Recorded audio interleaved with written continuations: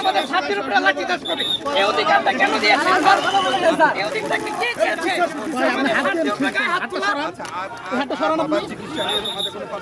আমাদের কথা হলো আমার দরকার আছে, এটা কেন সত্যটা কেন প্রকাশ হচ্ছে না মিডিয়ার সামনে?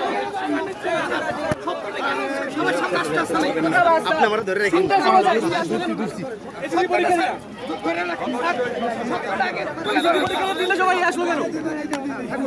এটা কেন ভালো হইলো স্যার?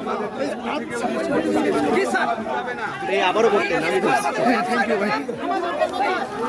প্রত্যেকটা ওয়েবসাইটে এই ভাই হাতটা সরান, হাত সরান ভাই।